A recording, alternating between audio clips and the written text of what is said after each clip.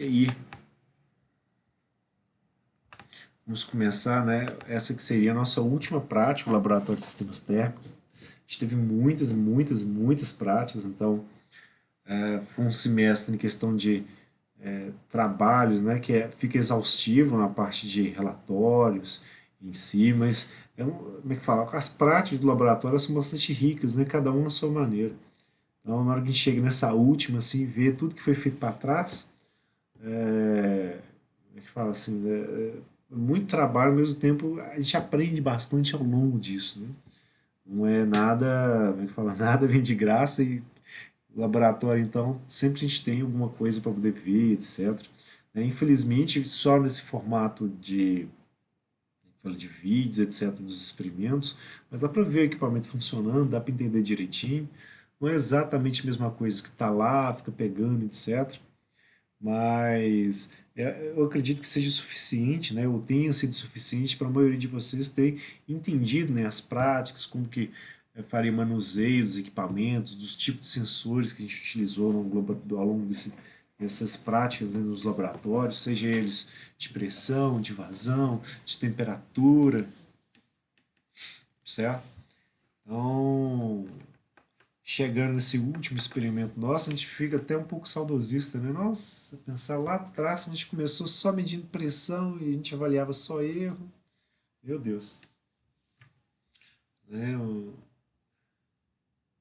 Foi 1 milhão de anos atrás. E hoje a gente vem para a última prática, que é a prática de trocadores de calor. Tá? A gente não viu a matéria de trocadores de calor ainda dentro da disciplina. Então eu vou colocar alguma coisa da parte teórica aqui dentro para poder auxiliar a leitura desse roteiro. Então a gente vai intercalando. É só por conta de alguns feriados no meio do caminho que acabou, como é que fala? Saindo um pouquinho do time, certo? Mas foi um efeito, foi muito curioso, porque os feriados que a gente teve, né, atingiu as aulas teóricas, mas não atingiu o laboratório. O laboratório fatalmente acabou passando na frente. Certo? Mas não vai ter prejuízo em questão de material, não, porque aqui no roteiro já é tudo muito mastigadinho para ir direto no ponto. Só com um pouquinho de teoria a gente consegue chegar lá. Tá? Então, dando uma olhadinha aqui para a gente no que vem falando no roteiro, ele começa basicamente fazendo descrição, né, de trocadores de calor, e trocador de calor é basicamente como é que fala, um mecanismo, né, que ela tende a facilitar, induzir, permitir, como é que fala, como é que fala, agir, né, como um elemento, né, que vai favorecer a troca de calor entre fluidos, certo? Que vão estar a temperaturas diferentes. E a ideia é que a energia de um fluido chegue ao outro fluido através desse trocador de calor. Podendo ser numa modalidade onde ocorre a mistura dos fluidos, então são os trocadores de calor do tipo misturadores, onde eles podem, eles têm finalidades não só de fundir, né, os dois escoamentos, e daí chega em características únicas, né, para o escoamento de saída, que os de entrada não tinham, como por exemplo uma solubilidade menor de gases, consegue eliminar gases que estavam dissolvidos no primeiro fluido. Você pode ter um efeito que vai ter uma reação, etc., ou não, certo? No caso de um trocador de calor que fosse um reator também, certo? E você tem os trocadores de calor onde você não tem a mistura dos fluidos, porque a superfície de transporte de calor vai ser impermeável a ambos os fluidos. Daí você não vai ter, né, a contaminação de um pelo outro. Bastante comum, principalmente para fluidos que têm características, por exemplo, que elas são tóxicas ou apresentam algum dano para o ambiente. Exemplo disso, por exemplo, é as pressas hidráulicas, onde você tem, né, escoamento de óleo por um lado, você vai fazer o resfriamento dele, não só com ar, né, mas também com água para poder retirar como é que fala? Retirar o calor do óleo, etc. Você tem também na produção de cerveja, por exemplo, você tem fluidos orgânicos, né, que vão circulando é, por determinadas tubulações ao redor de reservatórios, etc., para poder fazer o resfriamento, né, do mosto e por aí vai.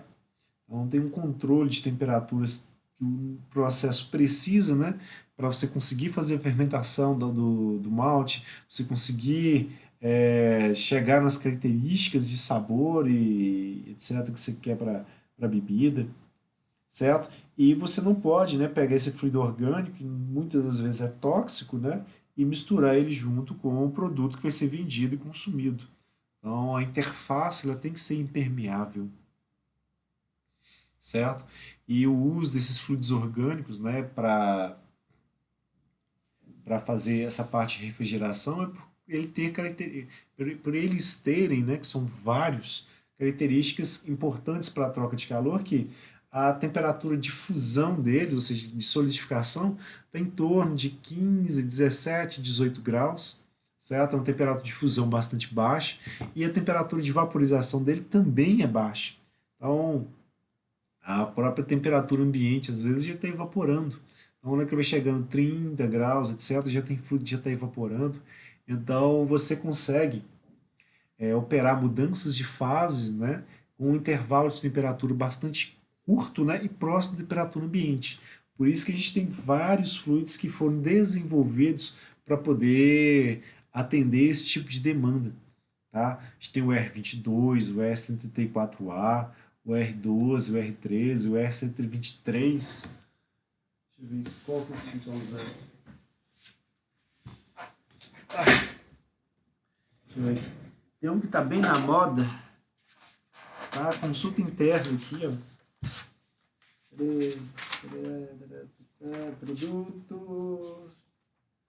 Ele usa. Parará,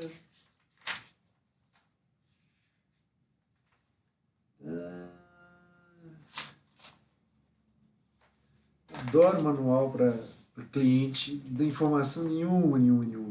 Frequência, corrente, tarará, nível de ruído, massa, massa bruta, idade. Oxi.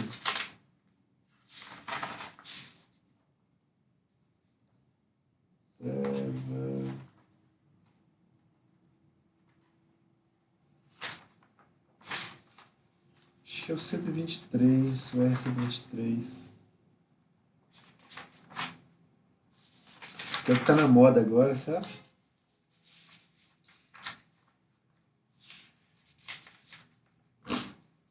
Certo? Que o fluido vai, os fluidos que são utilizados, eles vão evoluindo. Normalmente impulsionados também pelo custo deles, tá? Porque às vezes você consegue processo de fabricação que acaba sendo mais barato. Ah, peguei aqui, ó. É o R410A, que esse está sendo utilizado no ar-condicionadozinho. Né? Então são muitos. Normalmente o número associado ao fluido, tá? Tem a ver com peso molecular, peso da, como é que fala? Massa molar, né, da molécula que vai compor o fluido. Tá? Então a cadeia longa de carbonos mais alguns aditivos são colocados para ele obter, né, as propriedades. Vamos ver aqui só em detalhe. R410A.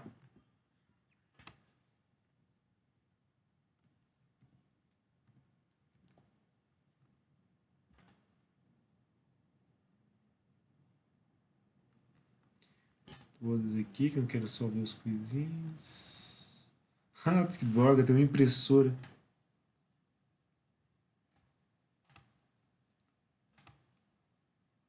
Nossa, para. Desativar para sempre, cara. Que saco. Ah, aqui é a fórmula química dele, tá? Vamos ver mais abertinho, só para a gente ver o efeito, o que, que ele é. Certo? Tem as coisas técnicas, mas basicamente é uma mistura quase azeotrópica, ou seja, é que fala? A curva de inclinação de líquido mais vapor, a curva de saturação de vapor saturado, ela é praticamente uma reta, né? Azeotrópica, como ele diz aqui. E é de difluorometano, ou CH2F2, certo? E esse pentafluoroetano, ou seja, o CHF2, né, CHF3. Então, é uma mistura de, basicamente, desses dois outros fluidos, né? O R32, o RCT25, certo? É na hora que a gente vai ver, né, as propriedades termodinâmicas, que aqui não vai mostrar para a gente, mas ele já daria, como é que fala? Essas mudanças de estado para ele muito próximo da temperatura ambiente. Então é um fluido que é uma mistura de dois outros fluidos, o R32 e o R125.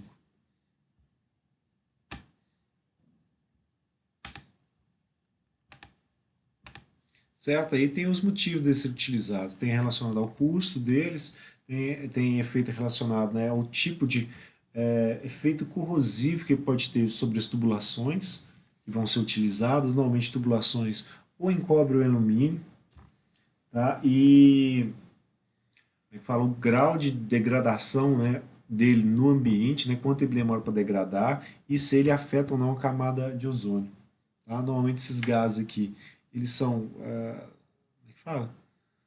Eles são também combustíveis, eles podem reagir se estiver em contato com fogo, então são, como é que fala?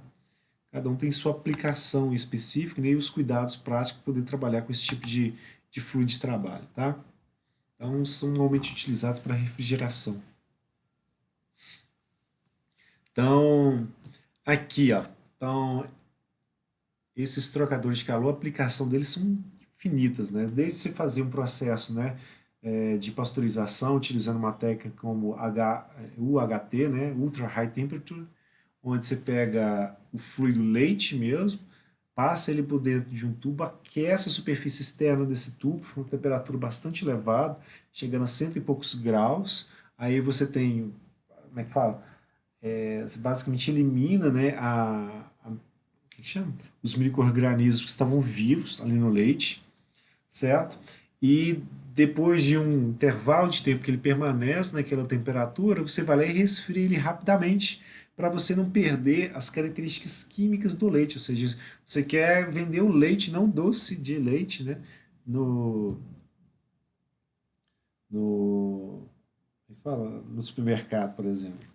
Então você resfria rapidamente para você não ter como é que fala? A degradação deles. Só quer que os micro-organismos morram. E aí você usa, né, um trocador de calor para poder fazer esse tipo de processo. Um para aquecer, outro para poder fazer o resfriamento, certo? Que pode ser um equipamento só e você tem a entrada dos fluidos, né, em posições distintas dele para poder fazer o resfriamento, certo? Entre outras coisas, certo? Então, basicamente, o que a gente espera para o trocador de calor é que quando o fluido estiver interagindo com a superfície, a gente tem uma troca de calor por convecção, certo? E quando a energia estiver migrando, né, da superfície interna para a superfície externa dessa, a, desse elemento que vai fazer a separação dos fluidos, a gente tem ali uma resistência térmica de condução, tá? Que ela pode ser maior ou menor dependendo do tipo de geometria que a gente estiver trabalhando. Se ela estiver trabalhando com fluidos que vão estar a temperaturas e pressões mais elevadas, a gente normalmente vai estar trabalhando com materiais que vão ser de menor condutividade para evitar o efeito de corrosão, certo? E corrosão e erosão do tubo, certo? E você precisa, com uma pressão também mais elevada, você precisa de espessura de parede para suportar o tubo. Então, você acaba tendo uma resistência térmica maior para esse tipo de trabalho. Seria, por exemplo, a aplicação de gerar potência, né, em uma termoelétrica. Agora, para outros tipos de fluido, onde você vai ter outro tipo de escoamento, onde você vai ter basicamente uma placa, né, entre dois fluidos, e essa placa está só servindo para poder separar eles, porque a diferença de pressão entre eles é praticamente nula. Então, você pode ter uma placa bem fina, então, a resistência térmica de condução pode ser bem pequena para esse tipo de trocador de calor, tá? Certo? Normalmente, a classificação que a gente tem dos trocadores de calor é dada justamente em função da geometria. Tá? Aqui na figura para a gente está vendo o trocador de calor que a gente tem no nosso laboratório, ou um modelo parecido, para falar mais a verdade, que é um trocador do tipo coaxial, ou seja, é um trocador de calor onde você vai ter um tubo, né, no meio de outro tubo, como eles estão com o mesmo eixo, né, coaxis. Então a gente tem uma coisa desse tipo. Para quê? Para que o fluido que esteja passando pelo tubo, ou seja, que está escoando através do tubo, né, não entra em contato com o fluido que vai estar escoando, né, entre o tubo e o tubo de dentro e o tubo de fora, que a gente chama de casco também, tá? Então, esse fluido interno aqui, ele não vai se misturar com o fluido externo.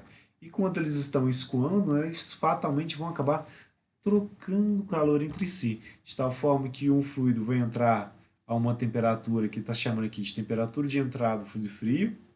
Na saída aqui, ó, vamos dizer assim, se o azul for mais frio, aqui na saída seria um pouco mais quente. Então seria a temperatura de saída do fluido frio. E aqui a gente teria o fluido quente entrando. Na hora que ele entra aqui em contato, ele começa a ceder calor para a parede do tubo e vai perdendo calor até chegar aqui na saída, sem, né, violar nenhuma das leis da termodinâmica, principalmente a segunda, ou seja, na saída do fluido quente aqui, a temperatura tem que ser aliás, no mínimo, né, igual a temperatura de saída do fluido frio, certo? Eles podem trocar calor até chegar no equilíbrio térmico e não mais que isso, certo? Em questão de outras geometrias para trocadores de calor, vou mostrar rapidamente aqui para vocês, tá? Tem na apresentação slide, tem no YouTube também. Aqui de novo um trocador de calor coaxial, aqui mostrando que os fluidos, né, eles podem estar escoando na mesma direção e sentido, que é um tipo de escoamento que a gente chama de escoamentos paralelos, certo? Então eles estão vindo aqui da esquerda para a direita, na horizontal. Enquanto, para o que a gente chama de contracorrentes, a gente tem um fluido escoando, né, na horizontal da esquerda para a direita e o outro ao contrário. Ambos estão na horizontal, né, mas um no sentido oposto do outro. É um trocador de calor que está operando em contracorrentes, as correntes estão indo uma contra a outra. E isso gera, né, uma distribuição de temperaturas ao longo do escoamento que vai acabar sendo mais vantajosa por contracorrentes. Já vai ver as distribuições de temperatura já já, para poder demonstrar esse tipo de coisa. Certo?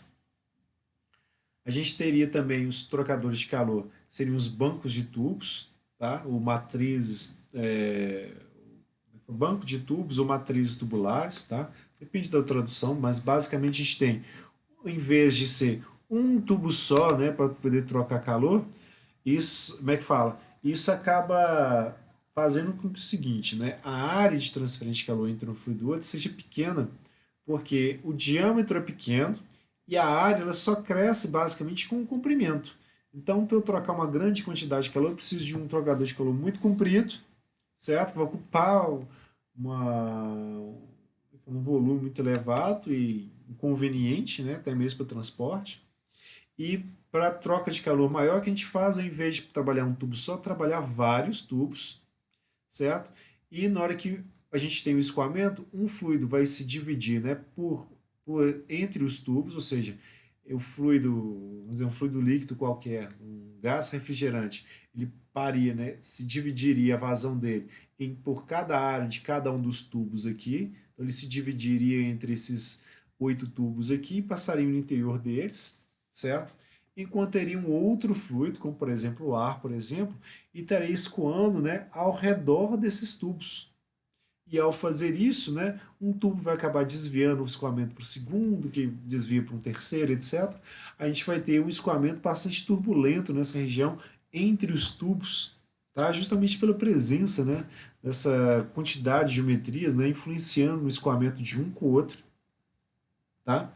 É comum, inclusive, que existam, né, aletas nessas superfícies aqui, de tal forma que a gente vai ter um aumento, né, na área disponível para troca de calor.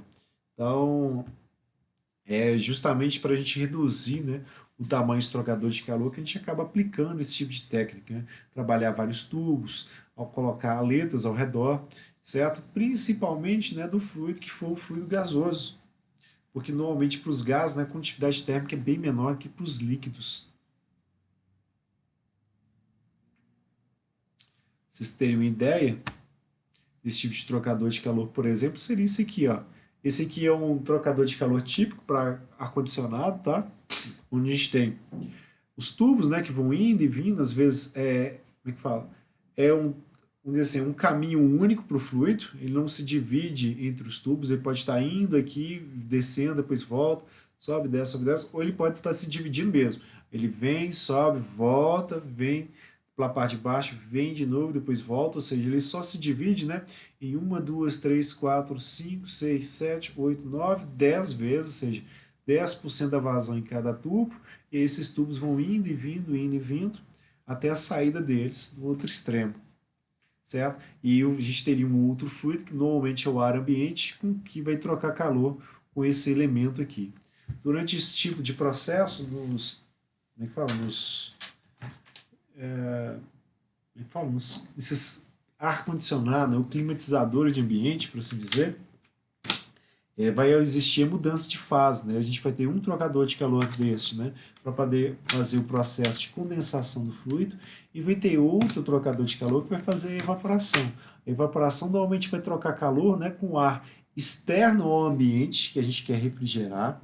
Então, justamente onde o fluido vai receber calor do ambiente, perdão, onde o fluido vai simplesmente evaporar, e quando ele está evaporando, ele vai estar dissipando, né, calor para o ambiente, e na parte da unidade condensadora, que vai estar na parte de dentro, ele vai trocar calor com o ambiente, e esse fluido vai estar mais frio. Na hora que ele vai condensando, né, a temperatura dele vai se mantendo constante durante o processo de condensação.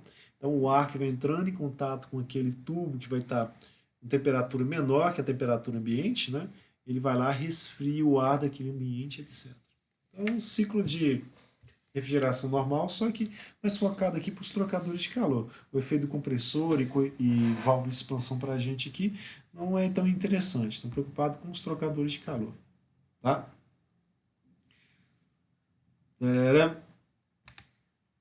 A gente tem também o que a gente chama de trocador de calor em casca em tubos. Deixa eu pegar uma figura dele aqui. Primeiro eu vou mostrar ele aqui no slide, mais fácil.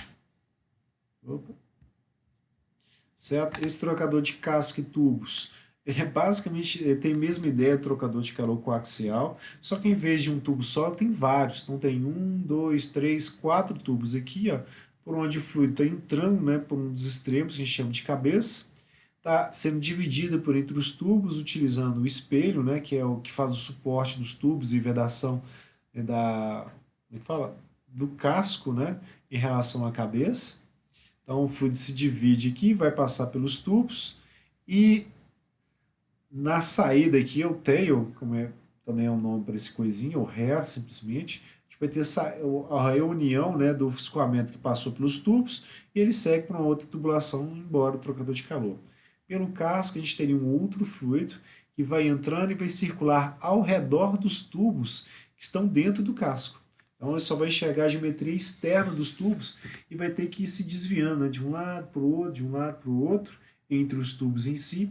E normalmente, nesses trocadores de calor, a gente tem o que a gente chama de chicanas, que vão fazer um direcionamento do escoamento, para que ele faça, né, vários processos de passar ao redor dos tubos, até chegar o momento dele fazer a saída do casco, para aumentar a turbulência do escoamento e aumentar fatalmente, né, o coeficiente de transferência de calor por convecção.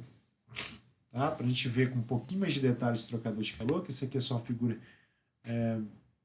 representativa.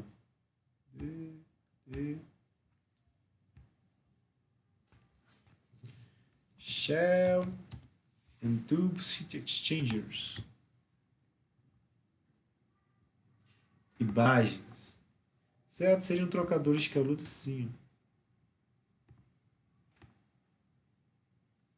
Onde a gente tem, né, vários e vários e vários e vários e vários e vários tubos estão organizados um próximo do outro. Deixa eu ver aqui, abrir imagem, figura.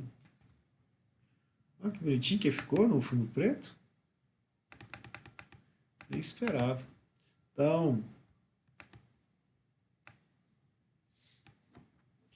a gente tem, né, um banco de tubos aqui dentro, né, de um tubo maior, que a gente vai chamar de casco, onde, né, pelo que ele está mostrando para a gente, né, a gente vai ter um fluido que vai estar entrando aqui, ó, por essa cabeça aqui, vai passar, né, ou vai se dividir pelos tubos que tem aqui no espelho, como é que fala, conectados ao espelho, né, que vai fazer a separação, né, do casco com a cabeça do trocador de calor. Na hora que ele passar por aqui pelos tubos, né, ele vai fazer essa curva aqui e vai retornar para poder fazer a saída, né, por esse outro extremo. Então ele está indo e voltando dentro do casco, está fazendo dois passes, né?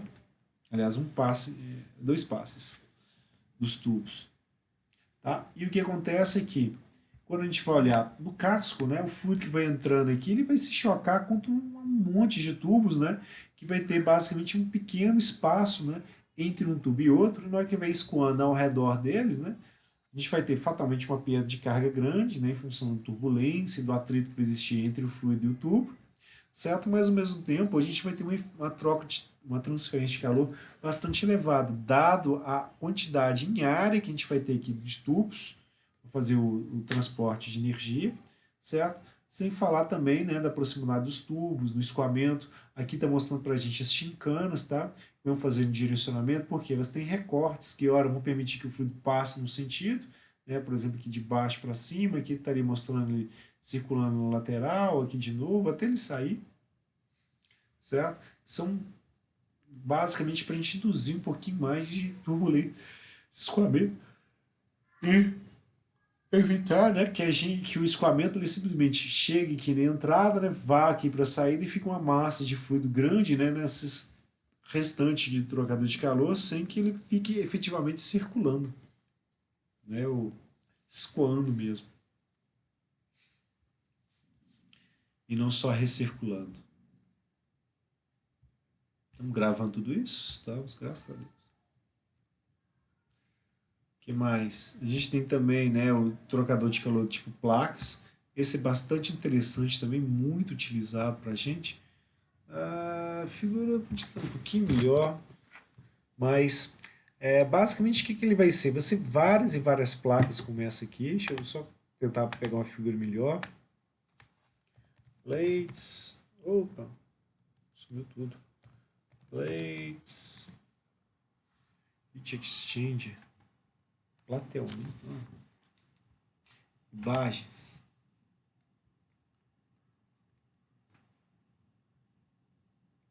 Eu quero pegar o vídeo, né? Porque o vídeo ele é mais demorado pra gente ver, que é um detalhe, quero mostrar só uns detalhezinhos aqui. Ah, essa figura interessante. Eu quero da placa. Aqui, ok. Abrir aqui. Certo? Essas aqui são as placas que vão compor o trocador de calor de placas, tá? Em tamanhos diferentes, são de modelos diferentes de trocador de calor. Mas basicamente o que a gente vai ter vão ser placas, né? Que elas vão ser como é que fala? Mecanicamente deformadas para que a superfície dela, né, fique cheia dessas ranhuras aqui, certo? Para induzir, né, turbulência para o escoamento. Porque o que vai acontecer é que essas placas vão ser sobrepostas umas contra as outras, né, com basicamente um elemento vedante, né, sobre elas. Então, quando a gente vai aproximando uma placa da outra, esse elemento vedante aqui, que normalmente é borracha ou algum tipo de polímero conformável que a gente utiliza entre uma placa e outra, para quê? Ela basicamente dizer, né, por onde que o fluido vai estar escoando. Então, por exemplo, aqui, ó, o sistema de vedação não vai permitir que o fluido escoe para fora do canal que vai existir entre a placa está à frente e a placa que está atrás. Então, quando o fluido escoar, ele vai escoar, né, por onde ele pode. Então, neste caso aqui, a gente teria o fluido frio entrando aqui, ó, vendo que não existe, né, nenhum tipo de vedação, ele vai escoar daqui e chegar nesse outro tubo para poder fazer o escoamento dele nessa região, certo? Na verdade é um vazio, não é um tubo de verdade, tá? Só chega aqui e vê que tem uma abertura para onde vai poder escoar, tá? E na hora que a gente vai ver o fluido que está quente, a abertura para ele tem um outro pedaço. Então ela não vai poder se misturar com outro fluido.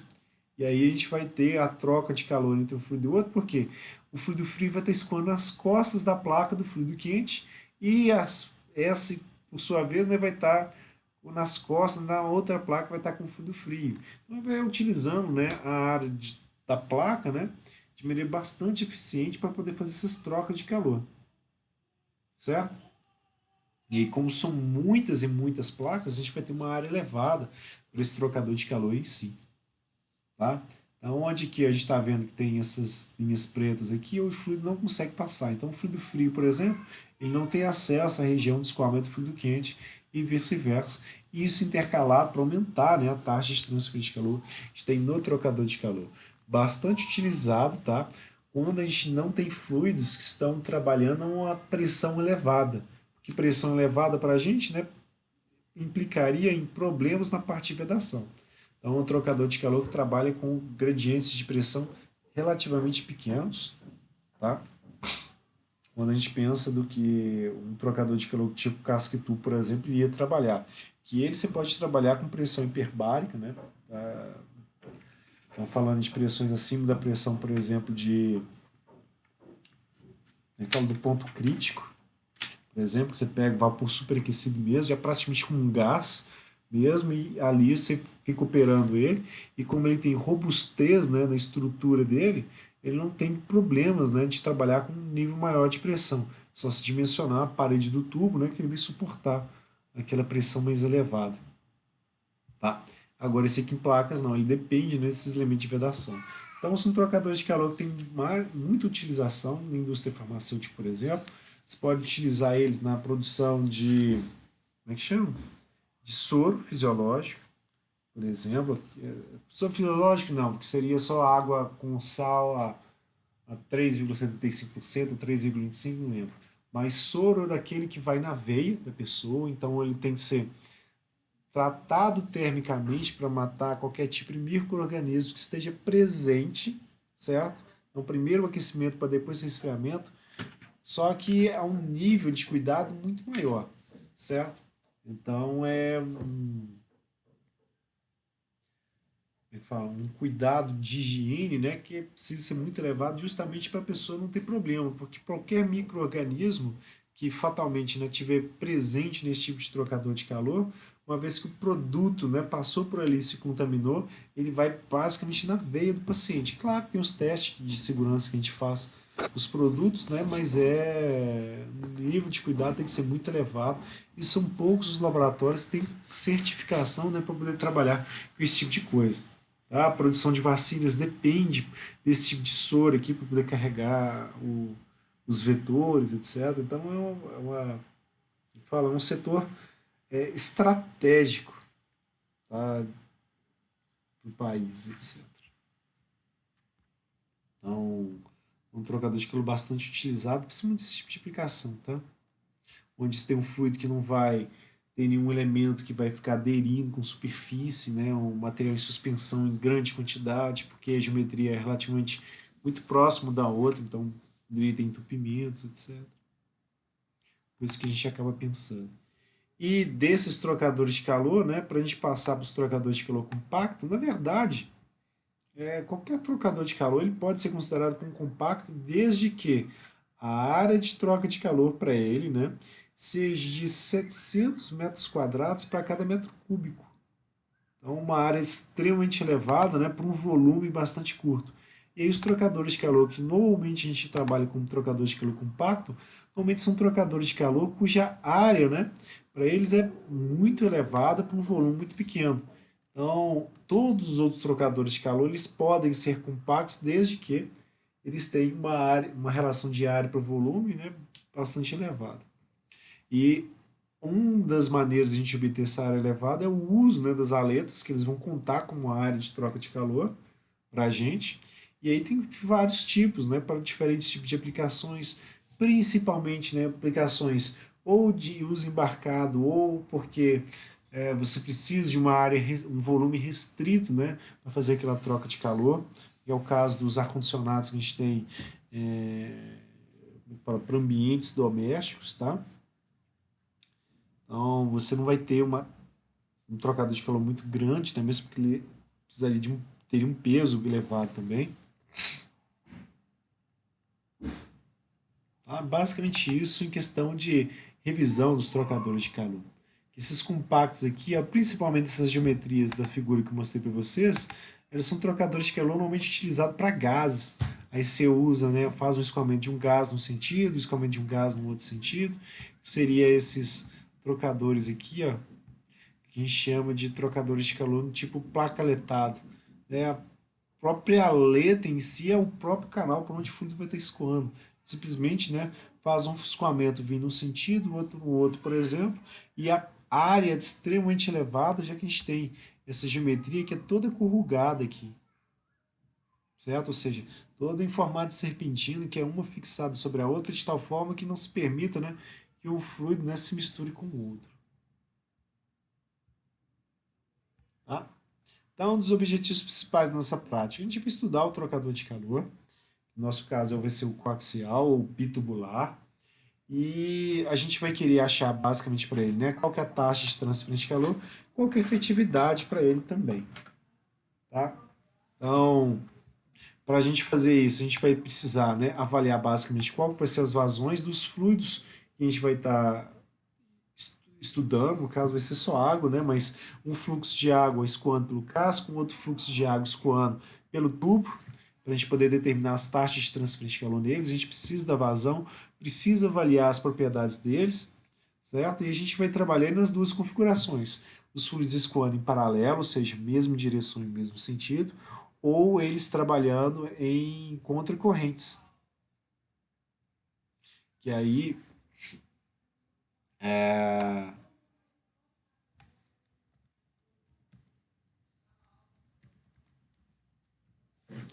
certo? Em contracorrentes ou paralelo para poder fazer esse tipo de estudo, certo? Além disso, a gente vai verificar, né, essa taxa de transferência de calor utilizando o método das diferenças médias logarítmicas de temperatura, que é um método, né, de dimensionamento de trocador de calor, mas para aqui a gente vai basicamente para avaliar o desempenho do trocador de calor, ou para ser mais específico, né, qual que é a efetividade dele, tá? Porque o trocador de calor ele não é uma máquina térmica para ter trabalho ser realizado para ser dividido pelo calor que entra. Então ele tem efetividade, certo? Então a gente vai querer avaliar basicamente esses termos, né? Como que as temperaturas vão se comportando ao longo dele. É uma maneira da gente quantificar isso é a partir da média logarítmica das diferenças de temperatura. Tá? O outro elemento que a gente vai avaliar é basicamente o coeficiente global de transferência de calor no trocador de calor. E cada um deles a gente vai ver, né, meio que passando, meio que dando uma abordada já na matéria de trocador de calor, certo? Porque qual é a ideia? Né? A taxa de transferência de calor que a gente vai ter em cada um dos trocadores de calor, ele pode ser avaliado se a gente pegar cada um dos fluidos independentemente, certo? Ou pegar, né, de todos, ambos os fluidos, né, usando a área do trocador de calor. Então, o que, que é isso? Né, se eu for pegar um fluido só, a vazão máxima dele vezes o calor específico seria a capacidade térmica do escoamento, né, vezes a diferença de temperatura que a gente teria para o fluido, né, daria para a gente a taxa de transferência de calor. Tá?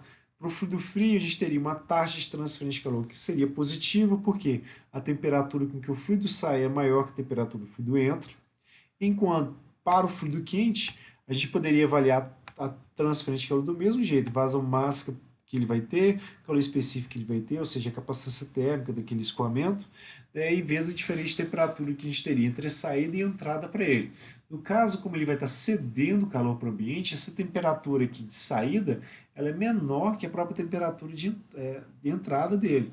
Então, vai ser uma taxa de transferência de calor que vai ser negativa, tá?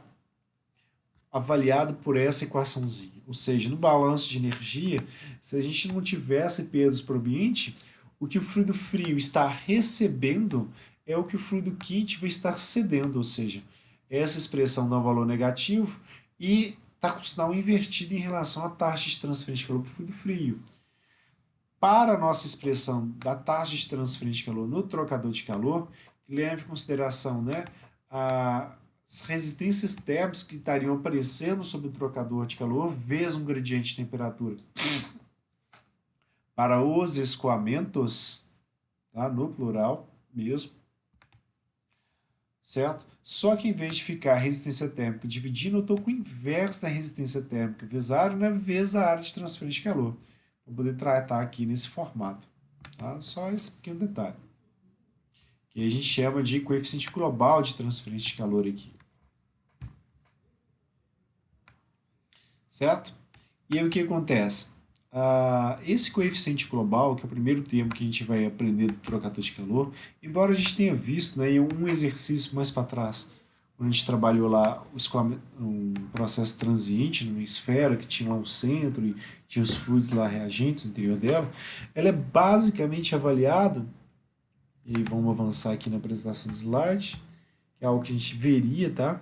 O coeficiente global nada mais é, né, que a resistência térmica que a gente vai ter, né, para uma determinada geometria de trocador de calor ou algum tipo de processo onde eu tenho mais de uma resistência térmica envolvida, certo? E eu simplesmente pego o inverso dessas resistências térmicas, né, e multiplico pela área em que está ocorrendo essa transferência de calor, certo? Então, no caso de um problema com um escoamento entre, um escoamento de, como é que fala? Em um tubo coaxial, por exemplo, que a gente teria aqui o fluido, pela parte interna dela, ele trocaria calor por convecção com a superfície interna do tubo, então a gente teria uma resistência térmica de convecção aqui, certo?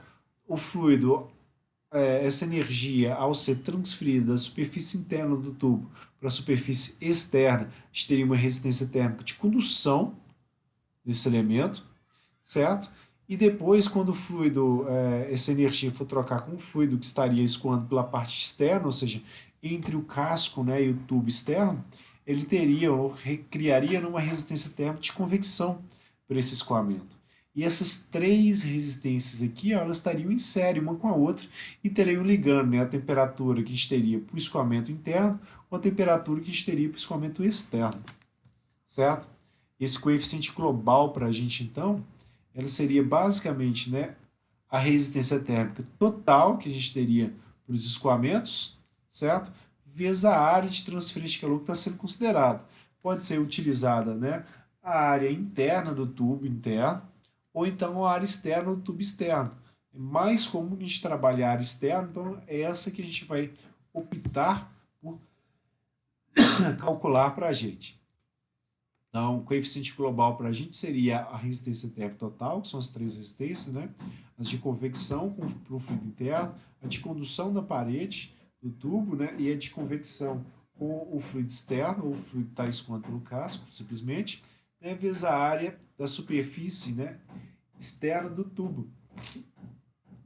Certo? Quando a gente faz essa continha aqui, a gente consegue simplificar, né, os 2π e o L com os três termos, e no caso do último termo aqui, a gente tem também o R2. Então, quando a gente simplifica, a gente chega numa expressão, né, que independe do tamanho do trocador de calor em questão de comprimento, certo? Só depende dos raios ou da razão dos diâmetros para a gente, o que é ótimo para fazer projeto, certo? Onde basicamente para a gente pode optar por trabalhar em função dos raios, o que é bem incomum, mas se a gente multiplica por 2 em cima e embaixo nesse termo, por 2 aqui, em cima e embaixo, aqui, em cima e embaixo, etc., a gente pode chegar na expressão em função do diâmetro, que é essa expressão aqui, ó, onde está, né, com as resistências térmicas, né, vezes a área, e isso está no denominador, ou seja, está elevado a menos 1 aqui para a gente. Certo? Então, essa seria a expressão que a gente poderia utilizar para calcular o coeficiente global. Se a gente fosse avaliar, né, quem que ia ser o coeficiente de convecção externa e interna, que estariam envolvidos com isso, certo? No nosso caso, a gente não vai. A gente vai coletar as temperaturas e as áreas, poder isolar esse coeficiente global, certo? Uma vez, né, que a diferença de temperaturas média logarítmica ela pode ser calculada por uma expressão bem simples. Ela basicamente depende, né, da diferença entre diferenças de temperatura que a gente vai ter ao longo do trocador de calor pelo logaritmo da razão dessas diferenças de temperatura. Daí o nome da técnica, tá? Diferenças médias logaritmos de temperatura. Aí, qual que é a ideia? Quando a gente tem um escoamento em um trocador de calor, o que vai acontecer, né, que os fluidos, ao escoarem pelo trocador de calor, as temperaturas ao longo deles vão variando, certo? O fluido quente vai resfriando, o fluido quente vai aquecendo, perdão, o fluido frio vai aquecendo. E aí o que, que é feito? Como que a gente chega naquela expressão? Basicamente a gente pega um pedacinho diferencial do nosso trocador de calor, certo? E vai avaliar qual que é a taxa de transferência de calor diferencial que a gente teria entre um e outro em relação ao que a gente tem, e a gente avalia o que acontece com as temperaturas antes e depois dessa pequena área que a gente analisa. Então as temperaturas vão oscilando, né, entre uma temperatura de entrada mais um termo de variação, e a mesma coisa para o fluido frio. A gente teria a entrada do fluido frio numa condição, né? E na saída dessa área estaria uma temperatura, né, mais uma taxa de variação para ela. Certo? Se a gente analisa, né, o gradiente de temperatura que a gente teria nesse pequeno elemento diferencial aqui, ó, a gente teria basicamente uma diferença entre a temperatura do fluido quente, né, e a temperatura do fluido frio. Aqui, utilizando basicamente os constantes de Taylor, derivando. Certo? E esse termo da derivada aqui, o que a gente faz é pegar para ele esses termos das diferenças de temperatura que aparecem aqui, substituindo essas duas expressões aqui para poder chegar numa nova expressão para esse gradiente de temperatura que fatalmente com algum algebrismo a gente vai isolar em função de alguma coisa que também vai ficar dependente, né, da diferente temperatura. Quando a gente passar para o lado de cá, a gente vai ver que existe, né, como é que fala?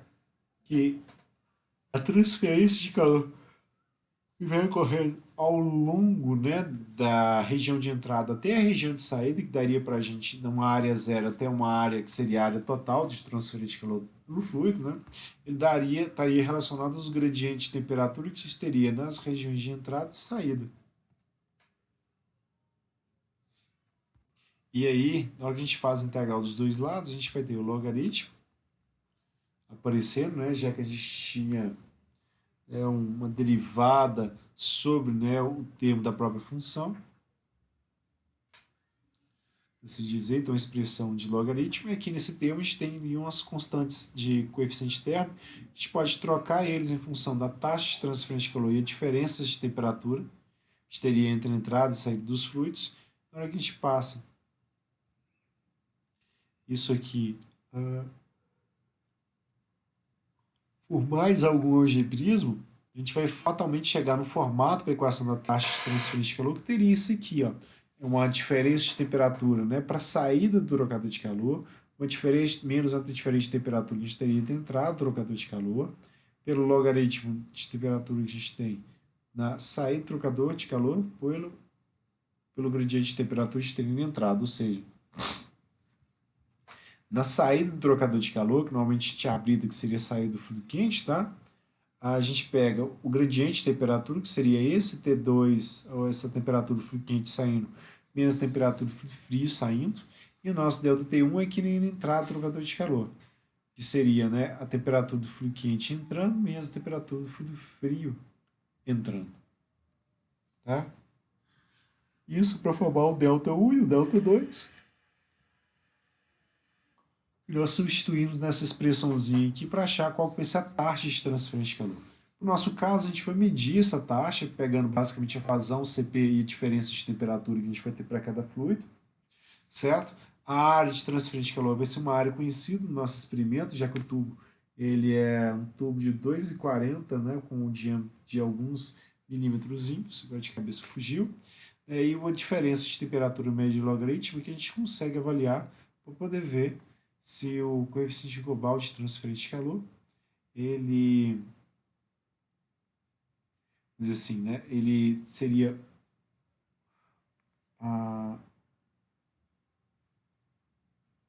seria o equivalente, né, a um efeito, né, ele estaria representado, né, basicamente, que a gente isolaria numa área conhecida, o gradiente de temperaturas conhecido também, e a taxa de transferência de calor conhecida, a gente conseguiria calcular essa taxa, esse coeficiente global de transferência de calor.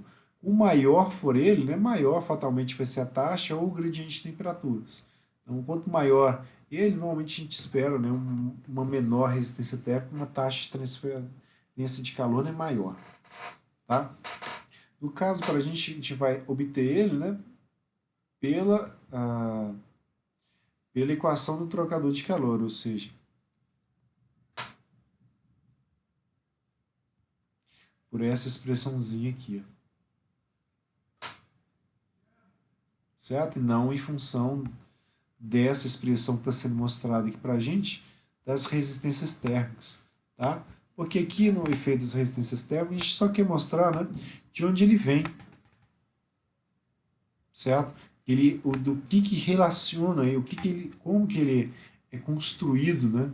E o que ele representa, né, para o escoamento em si. Não uma equação que a gente vai fatalmente utilizar para o cálculo dele. Se a gente tivesse esse coeficiente e a condutividade de material do tubo, ótimo.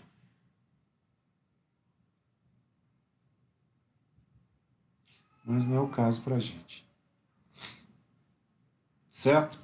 E aí, ó, detalhe, para escoamento em paralelo, a gente tem uma diferença de temperatura entre temperatura do fluido frio entrando e fluido quente entrando, fluido frio saindo. Então, existe um maior delta de temperatura logo na entrada do trocador de calor e ele vai se assintotando conforme ele vai trocando calor aqui com o fluido. Agora, a gente pega um trocador de calor do tipo contracorrentes, o que vai acontecer aqui? O fluido, né, quente, ele vai entrar, mas já vai entrar em contato, né, com o fluido frio, vai estar saindo, ou seja, um fluido frio que já recebeu um aporte térmico, né, ao longo de todo o trocador de calor. Então, esse delta de temperatura inicial não fica tão alto, assim como esse delta de temperatura aqui também não deveria ficar tão alto assim, e a gente poderia, né, de repente, né, pegar as posições de trocador de calor e ir aproximando justamente para quê? Ah, como é que eu vou dizer? A gente não tem um grande gradiente de temperatura ao longo de todo o trocador de calor, mas a gente também não vai ter esse efeito aqui do contracorrente, do paralelo, perdão, que é ele trocar muito calor aqui logo no início e as temperaturas, né, vão se assintotando, certo? Que aqui elas estariam muito próximos à troca de transferência de calor que a gente teria, né? Assim, da metade do trocador para frente é muito pequena em relação ao que ele trocou logo no início. Então, esse tipo de construção das curvas aqui, onde o fluido quente entra por aqui, o fluido frio entra, como é que fala? O fluido quente entra aqui nessa região, o fluido frio entra na pela outra, vai fazer com que eles troquem calor entre si e na saída eles vão ter outras temperaturas. Então, o gradiente de temperatura ao longo, né, do escoamento, ele vai ter nenhum valor muito grande, como é no início aqui do paralelo,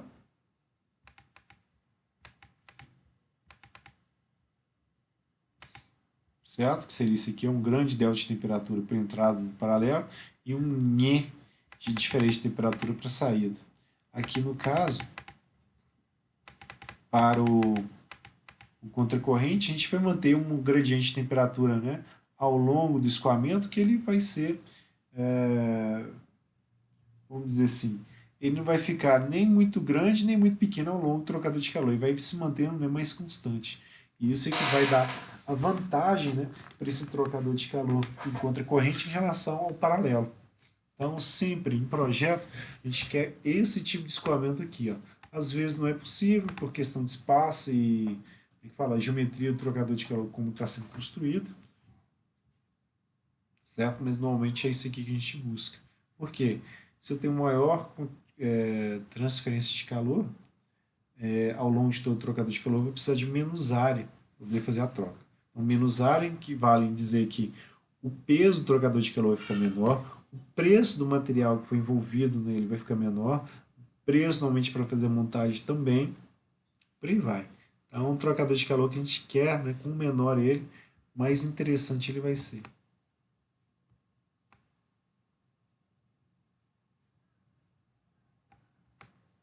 Certo?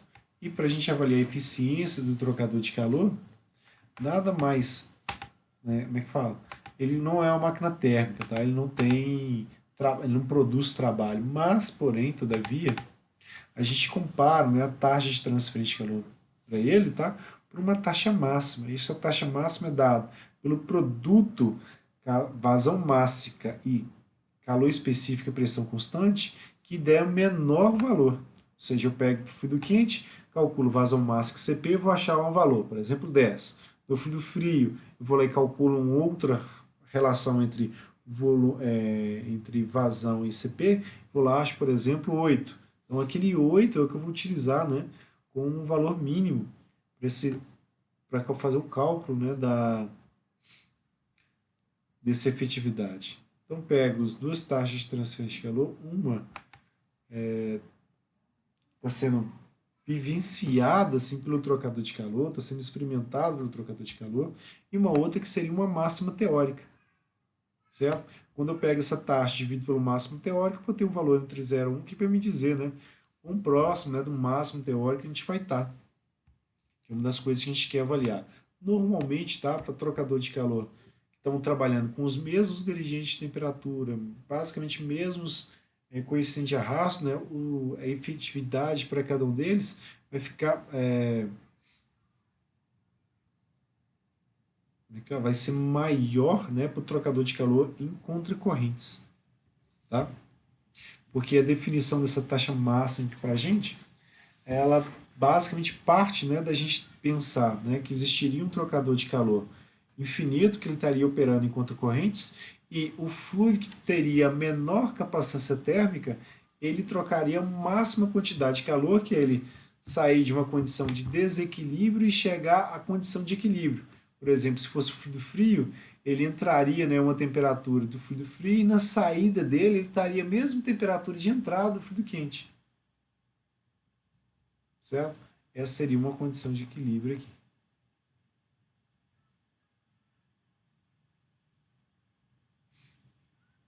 Certo? Alguma dúvida, gente?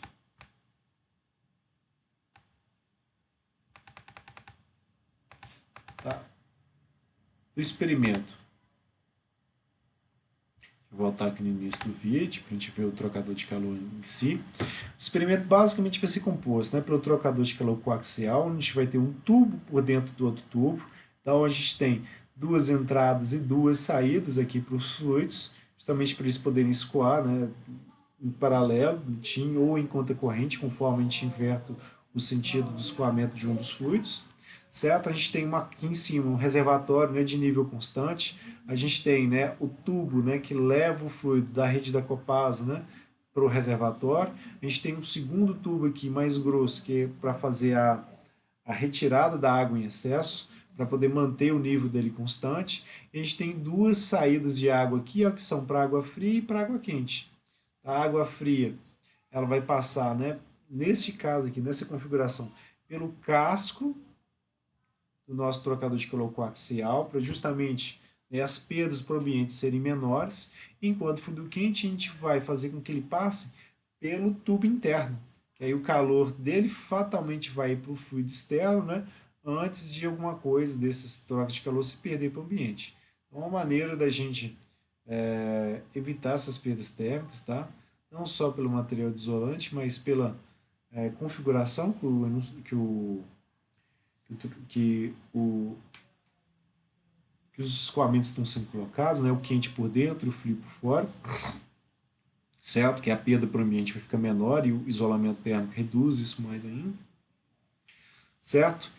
E a gente vai ter, para fazer o aquecimento do fluido quente, né, basicamente um boiler que vai estar aqui na parte de baixo do nossa bancada.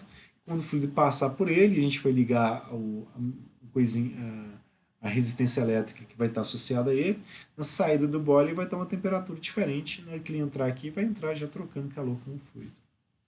Tá? Então, o experimento em si começa com a gente basicamente abrindo, né, a válvula aqui que vai levar a água aqui para a torre de nível constante. Nota que não está saindo água, na hora que eu abrir aqui o fluido já vai entrando aqui, já vai chegar no nosso reservatório e vai começar a vazar água, né, fartamente aqui nessa tubulação aqui, que seria a tubulação do ladrão, né? Basicamente vai manter o nível constante.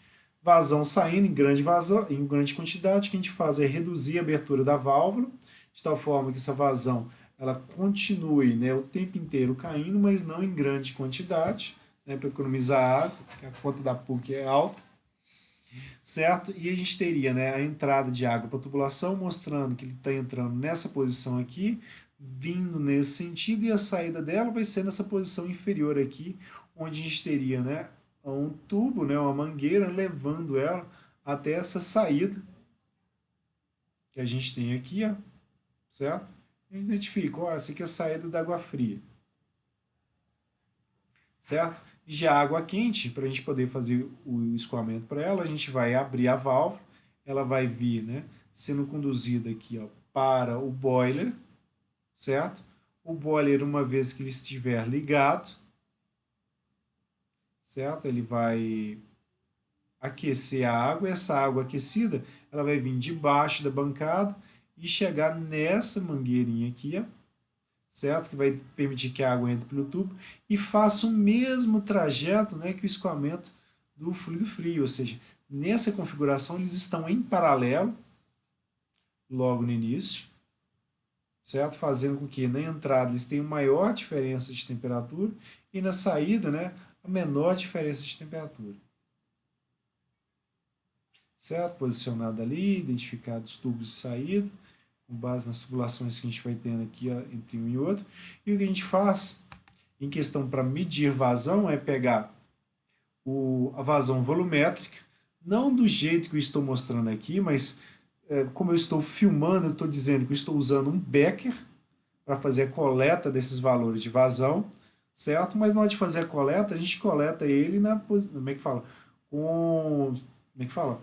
Com praticamente a saída do tubo, né, apoiada sobre a bancada, e a água, né, saía basicamente com um lançamento oblíquo para a gente. A gente coleta a água, estaria caindo ali para não intervir, né, na altura, né, da tubulação, para não ter nenhum desnível e criar uma variação na vazão. Então, isso aqui é só para a gente fazer a demonstração, né, que eu estou coletando a vazão do que seria o fluido frio, faria isso 3 vezes, anotando no cronômetro, depois eu coleto, né, a mesma vazão para o fluido quente, e é isso aí, eu teria vazão de ambos os fluidos.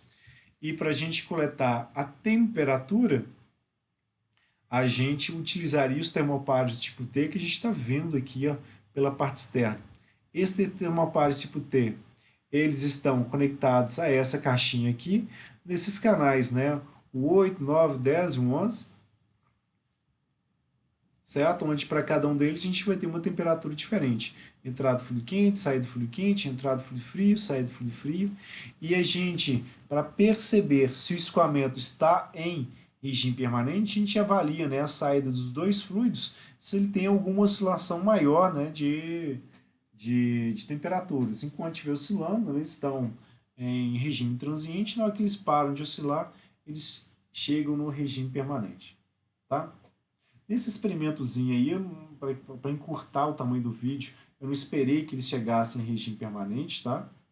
Mas é algo que acontece. Então a gente teria vendo, né, uma determinada tensão aqui para a entrada do fluido quente, para a saída do fluido frio, etc. Cada um deles, né, um determinado valor. Já aqui no, como é que fala, para a gente avaliar a temperatura ambiente, a gente teria aqui um termopar agora do tipo K, certo? Que uma vez, né, exposto a um ambiente aqui, vai permitir que a gente colete, né, qual vai ser a temperatura ambiente. Certo? Aí o trocador de calor em perfil.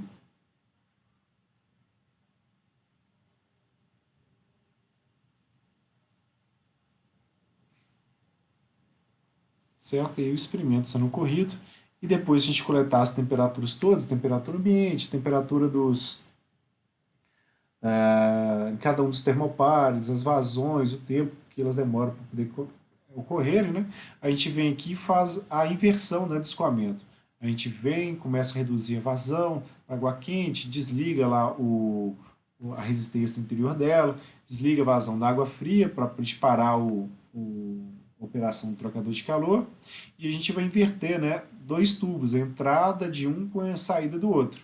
No caso, a gente vai fazer igualzinho nos diagramas lá, inverte a saída do fluido, entrada e a saída do fluido frio, certo? E aí, como tem água dentro do trocador de calor, a gente coloca uma panela para poder coletar essa água que fatalmente vai acabar vazando, tá? E aí, bancada, né? Cai o tubinho, vai criar um pinguinho, depois eu limpei e tal, não se preocupe com isso. E uma vez que a gente tirou de um, a gente vai lá, conecta com o outro, certo? Aí agora fica invertido, né?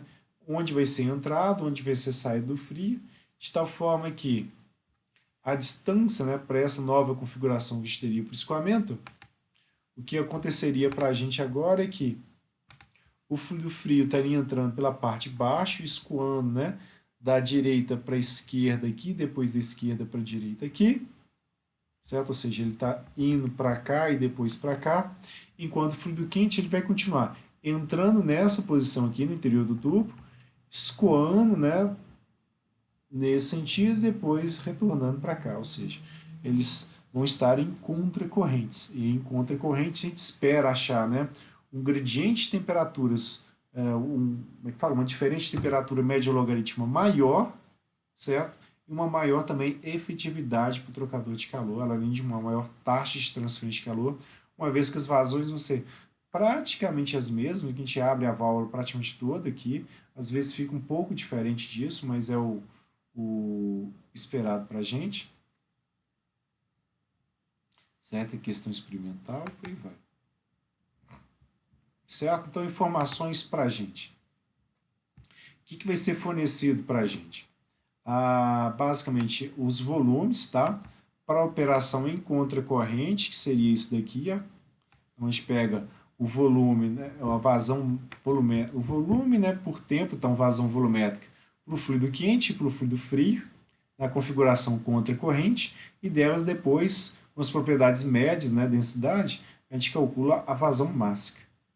Com a vazão máxima conhecida, a gente usa, né, a temperatura ambiente, a gente coletou com termoparte por cá, então eu preciso só corrigir ela aqui para poder chegar na,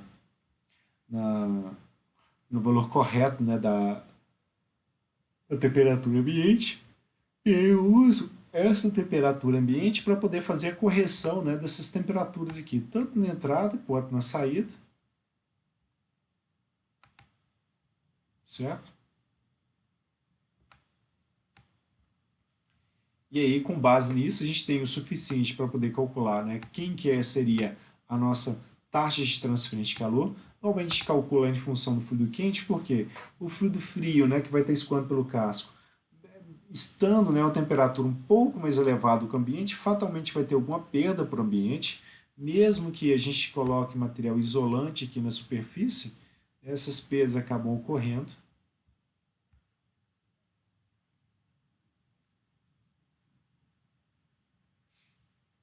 certo? Voltando aqui, certo? Então a gente vai ter os dados para o escoamento em contracorrente aqui, para o escoamento em paralelo, a gente usa essas informações aqui para calcular qual vai ser as taxas de transferência de calor, certo? Adotando a taxa do fluido quente. Tudo bem que ela vai ser negativa, tá? Mas podem trabalhar ela em módulo aqui, só para título de comparação, que ela vai ser a taxa de transferência de calor no nosso trocador de calor, certo? A gente vai ter uma, como é que fala?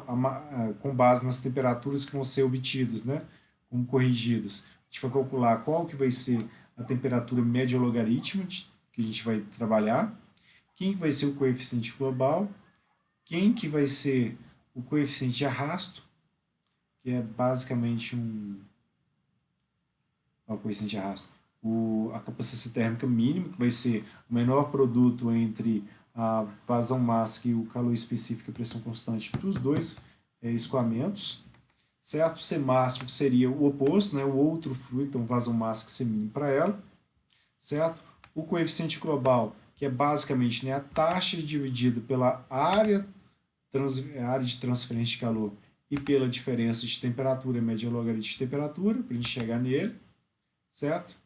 E aí, a gente teria também o cálculo, né, de quem que seria o número de unidades de transferência de calor, que é basicamente, né, o coeficiente global vezes a área de troca de calor dividido pelo C mínimo, e o coeficiente CR, né, seria para a gente a razão, né, entre a capacitância térmica mínima e máxima para os escoamentos, certo?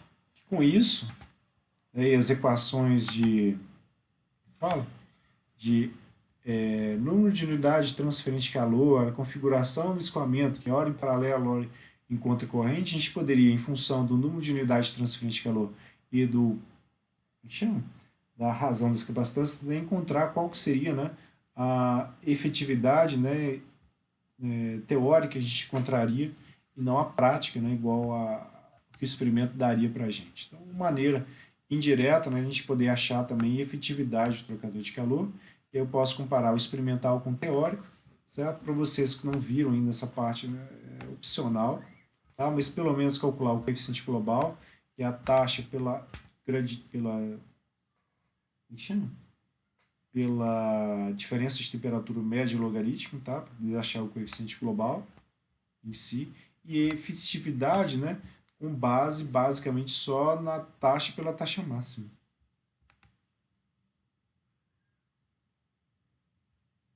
Então, são as possibilidades para a gente poder trabalhar, certo? Aqui na parte de cima tem uma tabela para a gente avaliar as propriedades, tá? Que a gente pegaria a temperatura média, né, para o fluido frio no escoamento paralelo, no escoamento em conta corrente, mesma coisa fluido quente em paralelo em conta corrente, certo? E que seria a média, né, entre entrada e saída, para a gente poder pegar qual que seriam as propriedades para o fluido água nessas temperaturas aí e como é que fala? Que, que propriedades que a gente vai precisar, se vai ser a densidade do fluido, se vai ser o coeficiente global, certo? Basicamente isso. Alguma dúvida, gente? Na prática, na teoria? A gente está vendo a teoria bem en passant, porque a gente vai ver ela em sala de aula ainda, mas só o suficiente para a gente poder entender, né, como que funciona o relatório, o que, que esses parâmetros acabam representando para a gente. Né? Efetividade com próximo do máximo teórico que o fluido poderia ter, né, o trocador de calor poderia ter, né, e o coeficiente global é basicamente uma relação das resistências térmicas que a gente vai ter para o trocador de calor. Quanto à área de transferência de calor, vai ser a área do nosso área, a área superficial externa, né, do tubo interno, etc. Bem, gente, alguma dúvida? Seu último experimento. Na aula que vem a gente já vai tratar sobre o trabalho que a gente vai fazer, né, para o laboratório. E é um trabalho basicamente de pesquisa. Então, estou montando os textinhos aqui, selecionando alguns artigos, para vocês fazerem a apresentação dele. Tá? E aí, apresentação em grupo, né, vocês usam o Teams, seja em áudio ou seja também aparecendo em vídeo. Tá? A escolha de vocês, não vou obrigar ninguém a ficar se mostrando no vídeo, mas pelo menos é fazer a apresentação do artigo, etc., que vocês vão ter que fazer a apresentação. Tá? No dia 19 do 11, só olhar aqui, porque é muita data na minha cabeça, eu não sou desses que guardam data, eu gosto de ter agenda justamente por isso. Ela me avisa, eu olho que eu tenho que fazer prova qual dia, beleza. Então, já me organizo, né, para poder esse tipo de coisa. Então, o fenômeno, tanto faz vocês ao 2, datas. O trabalho final está para o dia 16, tá? Dia 26 de novembro. Então, no final do mês ainda. Né? Tem umas 3 semanas até lá. A nossa prova estaria mais cedo que isso. Deixa eu abrir aqui.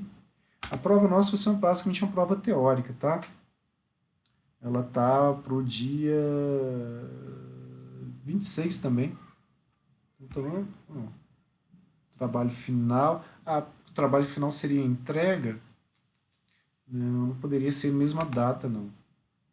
Se for para apresentar mesmo, tem que ser uma data antes. Então tá errado aqui, ó. Deixa eu ver aqui, ó. Como a gente já fez tudo de relatório, etc., eu acho mais prático a gente deixar a prova, tá? Pro dia 19, certo? E o trabalho, a apresentação, né, no dia 26. E a gente teria o dia 12, por exemplo, para orientar vocês a respeito, principalmente do trabalho, tá? Que prova é em relação aos relatórios. A gente pode dar uma olhadinha também, mas é interessante que eu use a aula do dia 12 para orientar o trabalho, que vocês teriam aí 2 semanas para poder fazer, mas basicamente é escolher o artigo, dividir o tema, e, como é que fala, eu indicar para vocês o que é mais interessante para cada um deles, etc., que seja apresentado, certo? Então não é nada muito bagunçado, não. Mas a avaliação trazer uma semana antes, porque nessa data aqui não está interessante ter ela, não. É mesmo bom que ela sai da semana das outras provas também. Por que eu fiquei na loucura de colocar dia 26?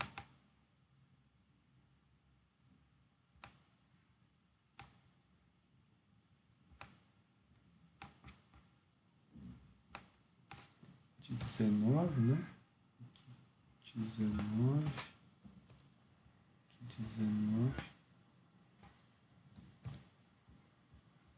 Seria quinta-feira. Essa é uma prova bem simplesinha, naquele modelo nosso de aparece a questão, você responde, manda seguir e a questão some, tá? Vão ser questões teóricas a respeito das práticas que a gente fez nos laboratórios, tá? Não vão ser muitas questões, mas são questões mais dissertativas, questões ou dissertativas ou múltiplas escolhas, às vezes um VOF em relação às práticas em si, mas são questões mais curtinhas mesmo para poder, como é que fala? Fazer essa avaliação individual do estudo de vocês, tá? O resto todo do laboratório, os outros 70 pontos, foi tudo em grupo, né? E esses 30 pontos é a única parte individual do laboratório. E nem é muito difícil, não. É só uma prova para poder aparecer aí, poder diferenciar, né, quem fez com quem não fez, ou quem estudou mais com o laboratório, etc. Até que quando você tem 70 pontos de trabalho, né, a avaliação é só para diferenciar a nota, que esperado todo mundo passa. Esse tipo de construção aqui, desde que tenha entregado os relatórios, né, participado deles, etc. Esse aqui seria para o 1. Tá? Alguma dúvida, gente, nisso?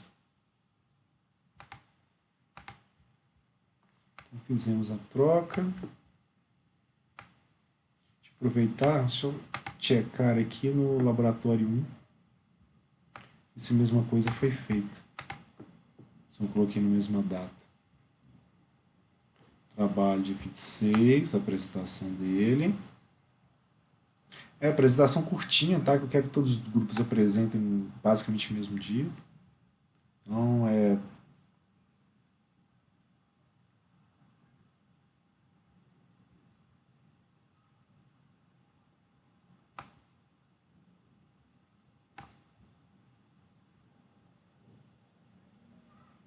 testes.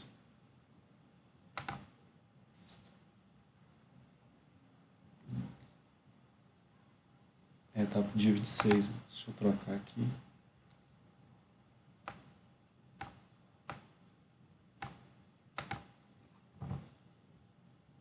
Tá, aí na sala de aula, na aula de manhã, eu aviso as datas que foram alteradas.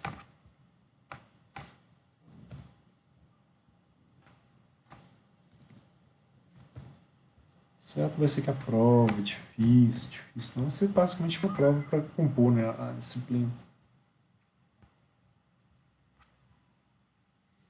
Leandro, o horário da nossa turma aí tá errado. Não sei se essa é a nossa Não, turma. eu acabei de. Eu fiz para suas primeiras, agora fui no laboratório anterior. Ah, Eu tá. achei que eu tinha colocado no mesmo dia e fiz isso. Como é que fala? Como seria interessante que vocês apresentassem, né? Justamente para poder. Pode ser gravado ou ser ao vivo? Pode ser gravado e na hora você bota o vídeo. A apresentação vai ser no dia 26, tá? E a prova que vai ficar no dia 19. Essa prova ela é tranquila, tá? Sem grandes medos. É mais parte teórica mesmo, perguntando das coisas que a gente viu ao longo do semestre, nos experimentos. Tem nada de muito estressante nela, não. É só mais uma etapa para a gente vencer. Quem fez os relatórios vai fazer ela com uma facilidade absurda, né? Quem não fez vai olhar para o trem e falar assim, meu Deus, acho que é isso. Certo? Porque ela é muito focada no que vocês fizeram nos relatórios em si, nas coisas que deveriam ter aparecido como análise de resultados ou conclusões que eram esperadas, tá? Não vai ser uma questão por prática, porque ficaria muito longa a prova, não caberia isso, né? Mas o Canvas, né, vai sortear qual vai ser a questão que vai cair para vocês e limitado, né, a uma questão como é que chama? Uma questão por prática, tá? Que mais? Acho que é isso só, tá?